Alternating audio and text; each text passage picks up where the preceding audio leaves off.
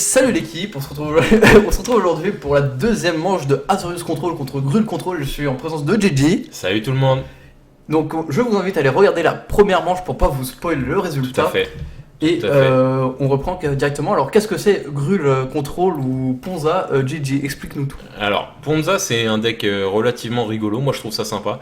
C'est un deck qui vise en fait, c'est un genre de deck contrôle prison qui va chercher par différents outils à principalement à briser les landes de l'adversaire.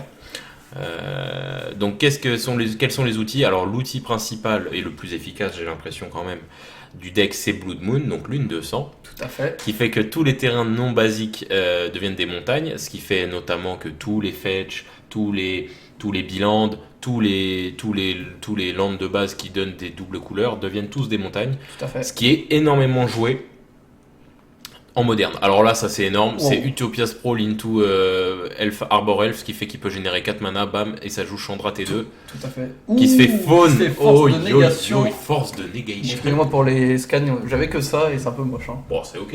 C'est ok, tiens. Oh, c'est fort ça. Alors, Bon, après, là, j'étais comme un Jess. ouais, mais attends, tu pouvais pas laisser une Chandra T2. Oui, non, bien sûr. Surtout que là, en plus, à part.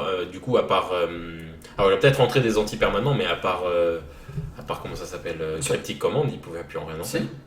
T'as purge. Purge Oui, chef. voilà, il a peut-être rentré des choses comme ça, mais est-ce qu'il en a des CLCL? En plus, c'est 1 ou 2 slots généralement, on sait Deux ça. slots.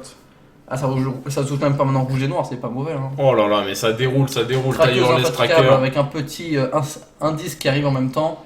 Et là, il y a deux fetch qui sont posés du côté white. Bon, après, là, il a tout son mana, hein. Il n'y a aucune Blood Moon, il n'y a pas Ouais, de. bien sûr. Il n'y a pas de. Ok, il va fetch. Il n'y a pas de destruction de land, donc il va a le champ fetcher libre. deux pour un mentor du monastère. Alors, ça, c'est une quoi, carte. ça C'est une carte de side jouée dans les white. ça, Socha Qu'est-ce que c'est? Tu connais pas? C'est beaucoup joué en Legacy. Si, pour si, le coup. bah ouais, mais qu'est-ce que ça fait là? C'est ça ma question. Ah, bah en fait, c'est devenu un kill potentiel en white. En fait, un kill potentiel, un kill alternatif en white. Je pensais pas que t'allais faire ces choses-là. C'est un kill en white. C'est pas du sérieux.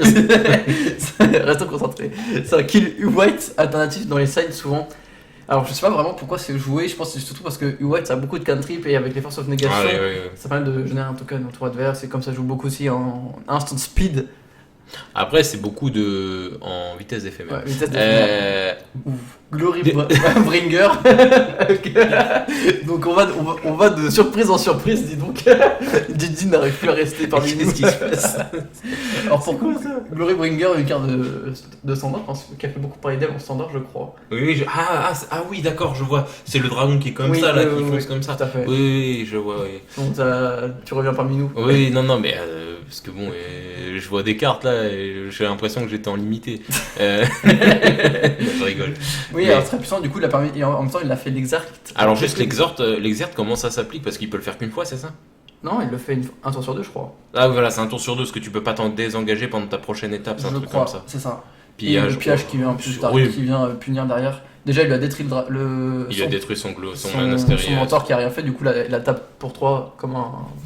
Pour rien, et avec le dernier. Après, c'est assez étonnant quand même. Hein. Tour 3, il sort un Glory Bringer. Ah ouais, mais là, c'est une 4-4 Glory Bringer plus Tireless Tracker, il a une cloque à 8 avec partout. Il y a déjà 4 indices en plus en jeu. Oh oui. Oh oui, là, c'est un peu. Ah là, il faut qu'il tape la vrasse. Hein. Est-ce qu'il a gardé les brasses? brasses? Tu veux taper une vrasse s'il a 4 avec 2 mana? Ah oui, c'est vrai, parce qu'il se fait. Oh. c'est totalement la sauce pour le joueur. C'est compliqué. Non, vraiment. C'est vraiment la sauce pour le joueur du white. Bah là, il faut un PTE pour tenir. Et encore, c'est pas ouf parce que tu vas augmenter le nombre de terrains, donc ça va faire. Mais tu voudrais PTE quoi? Tu PTE la Glory Bringer, direct. Le Glory. Ah. Les deux, c'est chaud. Non, en vrai, Tireless. Parce que Tireless, là, peut devenir une 1000 avec tous les terrains qu'il a. Surtout avec. Deuxième. Oh là là là là, c'est compliqué. En plus de ça, avec l'Utopia's Sprawl, ça fait un terrain qui fait un. Ah oui, exact, ça fait 2 sur le terrain. Aïe. C'est vraiment là, je pense qu'il est foutu. Il n'y a pas d'autre. Qu'est-ce qu'il La deuxième île. Là, pour 3, il a quoi qui peut. Je crois qu'en plus, j'avais discuté avec le joueur d'Azorius. Oh Oh, mais attends, il était déjà à 4. Ah, mais oui, d'accord. Il y avait déjà plus de PV. Donc, ouais, le joueur d'Azorius. Ah oui, d'accord. Oui. Oh la vache! Oh shit! Et en fait, c'est ce que je parlais avec lui. Parce qu'en fait, c'est avec une personne que j'aime bien parler avec. Et en fait, il me disait, alors ouais, en side, il a enlevé les Vras parce qu'il pensait pas tomber contre une version. pensais pas que t'allais faire ces choses. Il pensait pas que il allait sortir en fait un Glorybringer aussi vite et tout. Et en plus de ça, les Vras sont quand même assez. 2 mana blancs. Glorybringer, il est arrivé un tour en. Tour 3. Ouais. Non, pas tour 3. Bah, tour 2, il a Tour fait. 3, il a fait Tireless Tracker. Ah oui, donc tour 4. Ouais. Mais même, donc, il m'avait dit, il a enlevé les sides parce que les Vras, parce que les Colères de Dieu et la Supreme White, Verdict, Supreme Verdict, parce que c'est quand même beaucoup lourd en couleur. Oui, c'est pas idiot. 2 blancs, et pour l'autre, c'est 2 blancs, 1 bleu. Sachant qu'il jouait contre Ponza, il savait qu'il allait jamais pouvoir les casser. C'est ça, il les a enlevés. Et il a mis quoi à la place du coup je sais plus, je pense des purges ou des trucs comme ça. Plus de spot removal, des chemins vers l'exil. Des chemins vers l'exil ou ouais. des purges pour du coup tuer un par un sans avoir besoin de trop de couleurs différentes. D'accord. Et finalement, bah, il se fait avoir par un Glorybringer. Putain, la vache, Glorybringer, Un annonciateur de gloire. Carte de standard, quoi. J'étais pas prêt. Après, c'est une carte de standard, mais bon, ça reste quand même une 4-4 vol célérité, je crois. Strong Boy, mais je veux dire. Qui arrive tour 3 ou tour 4, ça reste Bien quand même sûr, fort moderne. mais je veux dire, même lui, il était pas prêt. Oui, bah, bien sûr, bien sûr. Glorybringer, j'avoue, moi non plus, j'étais pas prêt. J'ai eu un moment de. Bah, en fait, c'est ça qui est fort, je trouve, dans le moderne et intéressant, c'est genre tu peux toujours tomber sur des decks improbables. Depuis que Faithless Shooting est banni, ouais. Bah, même avant, tu pouvais toujours tomber sur un mec qui extra man avec Living End et, et game 2 il te sort ou même moi. Crashing Footfalls. Ouais, mais alors après, est-ce que t'aurais pas honte si tu perdais contre. Ponza non, Golgari Proling par exemple.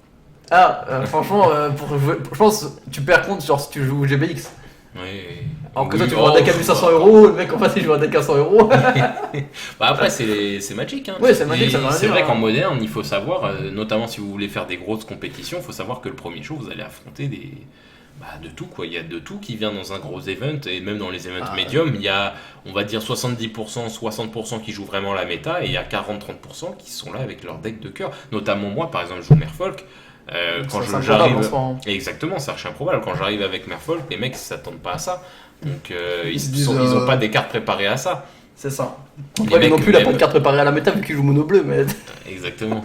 Mais bon, j'ai Kalissa quand même, ça t'a tué. Mais c'est vrai, en tout cas, c'est vrai qu'il faut ça quand même s'attendre à ça. Et il y a des decks qui sont capables de gérer ces choses-là bien plus que d'autres. Notamment Living End, il est très fort contre les decks random. Tout à fait. Tron aussi. Tron très fort aussi, ce qu'il est très implacable. Quoi. Toi, quoi qu'il arrive, tu vas te prendre la T4, faut le prendre. Quoi. C'est ça. Ok, bah c'est comme ça que se finit donc ce BO3, vachement expéditif sur la fin, donc Ponza a largement très bon match-up contre Clairement. Bah en fait, surtout, je pense qu'il a surpris aussi contre le joueur d'Azorius, c'est cette game 2 où il a juste débaroulé. Oui, c'est vrai. Avec une Chandra Tier 2, ouais, ça l'a forcé déjà. Un dragon après tour 4, il s'attendait pas en fait à prendre juste si cher si vite. Ouais, c'est clair. Ok, bah écoutez l'équipe, n'hésitez pas à nous dire ce que vous avez pensé de la game. Et puis Atom, c'est quelque chose à rajouter? Bien sûr, comme à chaque fois, vous pouvez vous abonner à la chaîne YouTube. Vous nous suivez sur Facebook, likez la vidéo, commentez comme disait Gigi et à partager à tout fan de MTG. Ouais, et donc je vous invite vraiment à aller sur la page Facebook parce qu'il y aura de plus en plus d'actualités. Et je tenais moi aussi à vous remercier parce qu'on a atteint les 210 abonnés. Arigatou gozaimasu. Et du coup, voilà. Sur ce, on se dit à la semaine prochaine, assemblée. Salut tout le monde. Salut.